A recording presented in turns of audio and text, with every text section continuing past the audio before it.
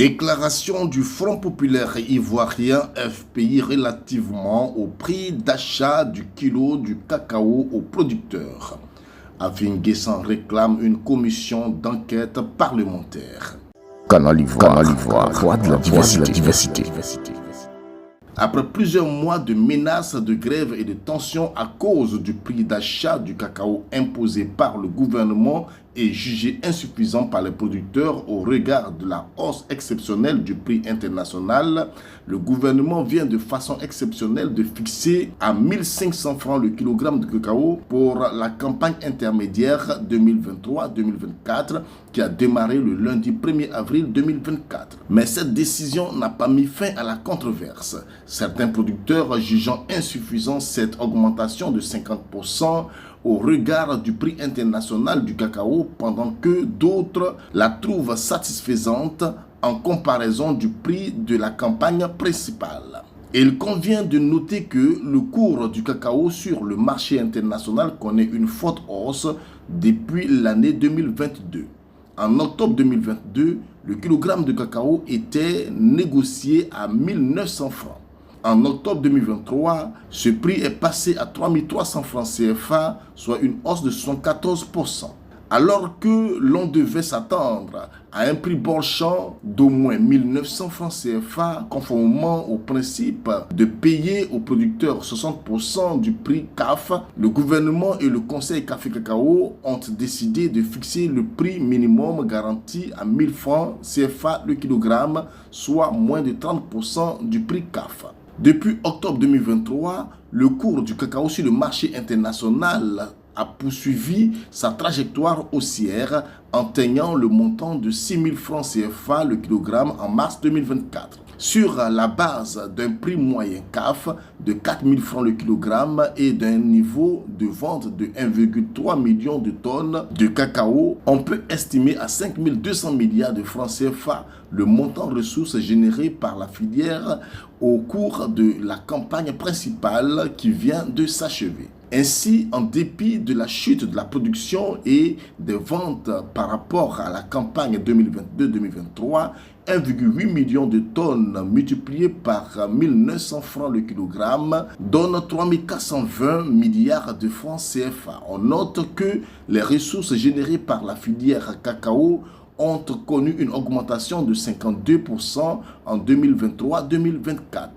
La répartition de cette manne financière montre que le revenu des producteurs est en recul de 19,7% par rapport à la campagne 2022-2023, passant de 1620 milliards de francs CFA, soit 900 francs CFA le kilogramme multiplié par 1,8 million de tonnes à 1300 milliards de francs CFA, pendant que les ressources cumulées des autres acteurs de la filière progressent de plus 116%, passant d'environ 1800 milliards de francs CFA à 3900 milliards de francs CFA, plus que doublé. À travers les redevances payées par les reversements effectués par les exportateurs au profit du fonds de réserve, le Conseil Café-Cacao apparaît comme l'un des principaux bénéficiaires de la hausse du prix du cacao à l'international.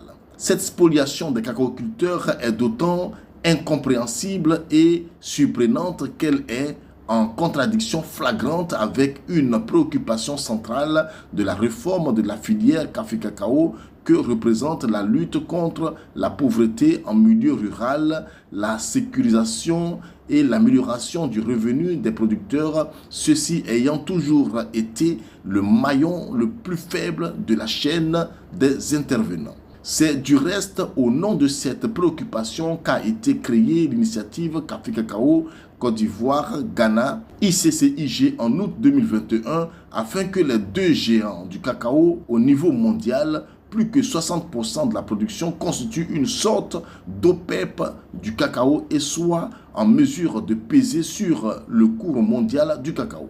Mais où est passé le différentiel de revenus décent DRD, une prime de 400 $ de tonnes de cacao que, dans le cadre de ce partenariat commercial, les deux pays ont reçu à imposer aux exportateurs et qui devrait être reversé directement aux producteurs ivoiriens et ghanéens. Au-delà du DRD, les deux pays ont décidé, à travers l'ICCIG, de sortir d'une situation de concurrence commerciale qui nourrit la contrebande à leurs frontières communes et d'aligner leur politique de régulation de la commercialisation intérieure et extérieure du cacao. Cet accord explique-t-il le refus obstiné des autorités ivoiriennes d'améliorer substantiellement le prix minimum garanti pour la campagne intermédiaire?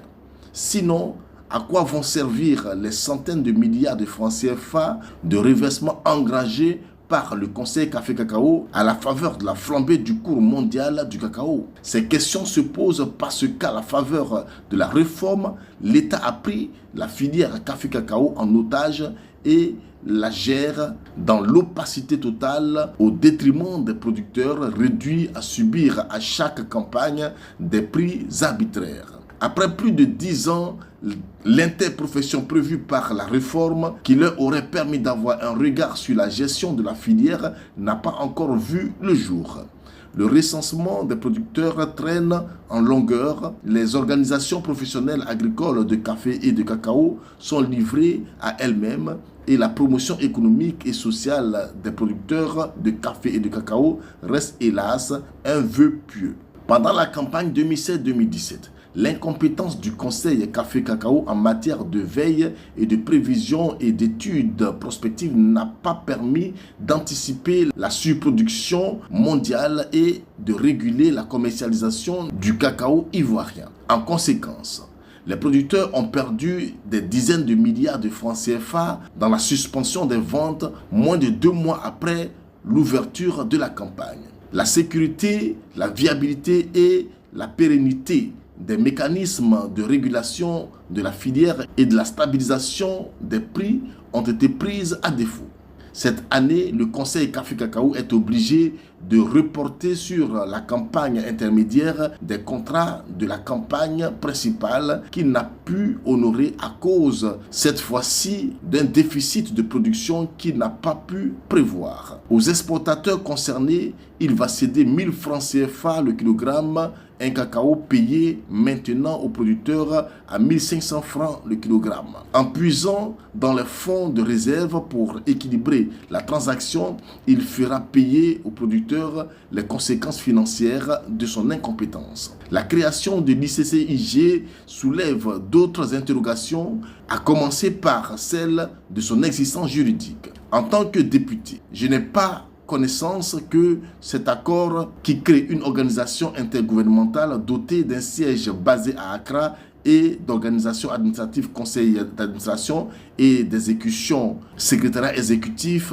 ait fait l'objet d'une loi de ratification comme le prescrit l'article 120 de la Constitution. On peut par ailleurs s'interroger sur la viabilité d'un tel cartel. À la différence de l'OPEP, pour le pétrole, il ne peut moduler la production à sa guise ni s'imposer d'embargo sur le produit périssable. Ses moyens d'influence sur le cours mondial du cacao sont donc limités. Au niveau bilatéral, on peut aussi se demander comment réussir une politique commune de cacao dans 2 pays qui ont des réalités économiques, financières, monétaires et sociales différentes.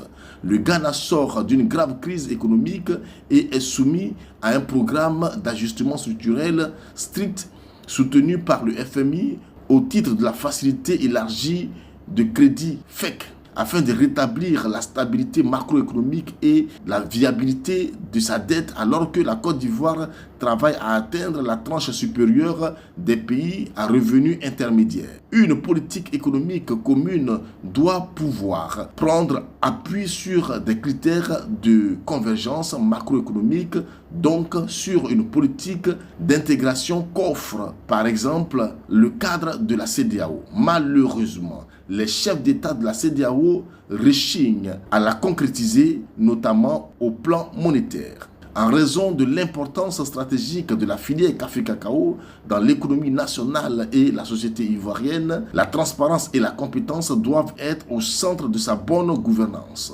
En 2018, les suspicions de détournement des ressources de fonds de réserve n'ont pas reçu de clarification convaincante. On s'est contenté de se séparer de la directrice générale sans explication. Au regard de ce qui précède, il est urgent qu'une commission d'enquête parlementaire procède à un audit de la réforme de la filière café-cacao, notamment en ce qui concerne la pertinence et l'efficience du cadre juridique et institutionnel, le mécanisme de la commercialisation intérieure et de la commercialisation extérieure du café et du cacao, ainsi que la gestion financière de la filière. Fait à Abidjan le 11 avril 2024, Pascal Afi Nguessan, député à l'Assemblée nationale.